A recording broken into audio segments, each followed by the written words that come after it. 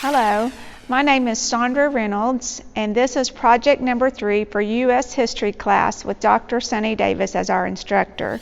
The title of my project is The Effects of the Great Depression here in Sevier County.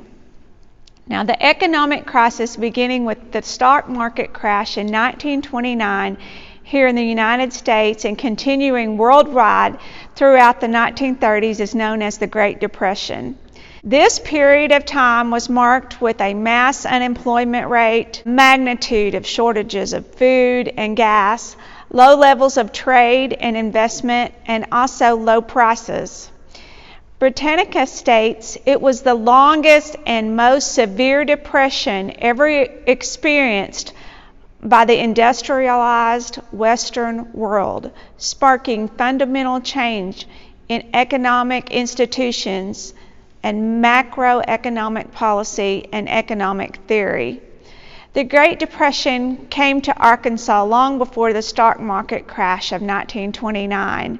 Indeed, the 1920s had been a nightmare for many of the state's citizens. By the end of the decade, many taxpayers were unable to pay their school, road, and drainage taxes. By 1932, the price of cotton had dropped to 6 cents a pound, which was far below the cost of production. In fact, no crop paid for itself. Banks were closing their doors and leaving depositors stranded without funds. Nearly 40% of the state's labor force was unemployed. The Great Depression shook the world, and many of its effects were drastically felt here in Sevier County, Arkansas. Personally, I am not from Sevier County, having only lived here for about 15 years. So I want to take you on a journey to meet a few Sevier County residents. And we're here at Nell's house today, and her house is one of the historic homes here in DeQueen. This year, my house was 101 years old, and it was the most modern house in DeQueen at the time it was built. And one reason is because it has a basement under it, and they had cold heat. So her house was built, this house here was built in 1919, 10 years before the Great Depression. So if only walls could speak and could tell us what happened during those years, but I'm sure whoever lived here at that particular time maybe faced some hard times here in Sevier County like they did nationally during the Great Depression. I was born in the year of 1928, and on December 17th, I'll be 92 years old. Oh, wow. He looks good for 92. And now? I was born in 1931, and of course that makes me 4 months, I'm going to be 90 years old. All right. Share with us maybe some stories that you heard, or maybe some things you might remember that were lasting effects of the Great Depression. Well, I can remember when my dad, he'd have to go out to look for a job, but he had a car, but he'd leave the car at home, and he'd walk and hitchhike to find a work. So when he found a job that he could drive the car, it would have gas in it. They didn't have the money to buy much gas, so and work was hard to find. So. What about food? What do you remember about food shortages? What I remember the most was my mom would go behind the grocery stores, and she'd pick up the old fruit and stuff that they throw out, and then clean it up and bake a pie or something like that, because food was hard to get. But I do remember going to the service station with my dad, gas 12 cents a gallon, and then I think it went up to about 15, and he was asking him why it went up so high. 15 cents a gallon. Like one time, my mom, she gave me a quarter, and she told me to go down to the store and get a pound of bologna, 10 cents a pound for bologna. So I was running down to the store, and I threw that quarter in the air, and it went in the grass, and I hunted for a half an hour, and I couldn't find it, and I was afraid to go home, because that quarter was a lot of money back then. So. And I'm going to go to Nell. Now, Nell, do you remember some of the stories about that your parents told you about when you were younger, maybe when even before you were born, about things that they went through during the Depression years? Well, we always was considered poor, but the only thing that I was ever told, my mother told me one time that I was hungry. She was I don't know if she was in town or where, because I don't think they had grocery stores out in the community where we lived, and said she knew I was hungry. I probably was crying. She didn't say that, but she asked someone there at the grocery store if they could give me her an apple to feed me. And I know that took so much for her to, she was not a person that was very bold. Right. And so I know that just took everything she had to ask for that, but because she knew I was hungry, well, she did ask, and they gave it to her. Did everybody raise gardens? Oh, sure, and they killed, well, we didn't have hogs to kill, but everybody'd go out and the one that owned the hog, you'd go help and they'd give you some of the meat. And they called a smokehouse or either put it in a little house and salted it all down. And I know my uncle did that for years. And so that's one way they just survived any way they could.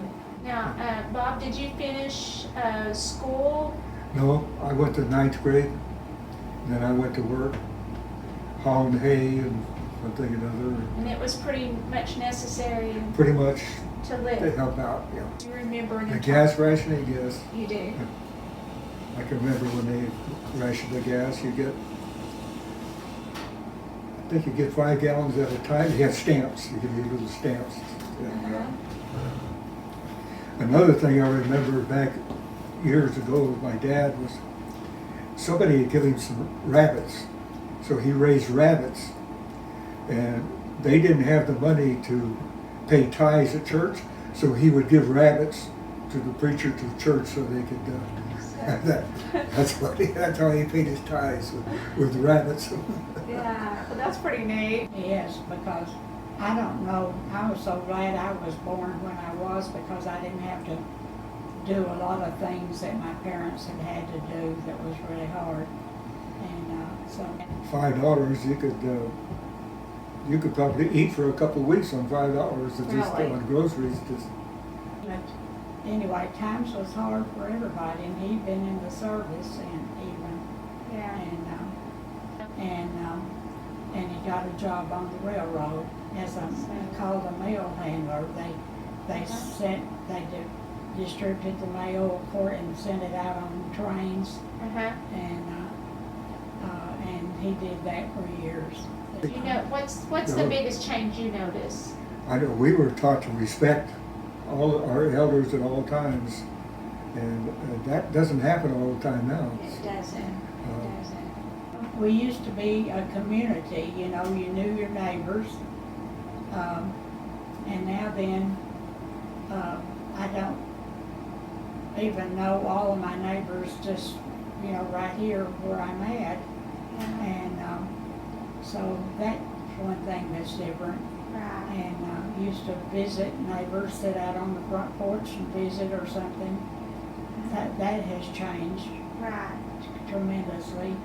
The one thing I remember is we get a treat, is that we'd get to go swimming, and then there was a place that had this A&W root beer, and you could get 2 mugs of root beer for a nickel.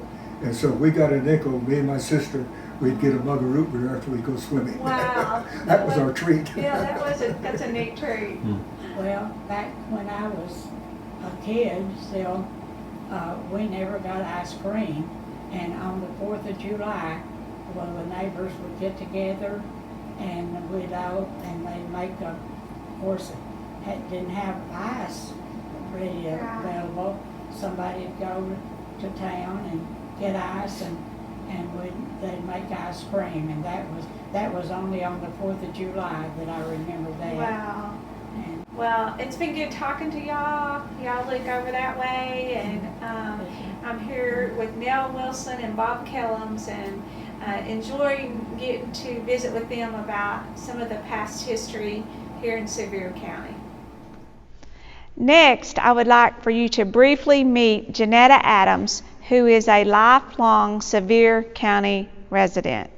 Okay, this is Janetta Adams. Janetta, you were telling me a story about the Great Depression that you remember that your parents told you. Yes, my mother told me that during the Depression, she was part of a large family, and to make their food stretch, they would eat shorts, which was actually the food for the hogs that they raised, but they would make it up like a mush, and then they'd go out and gather hickory nuts and mix it in with that. And that was they'd have that 2 or 3 times a week to make their food stretch.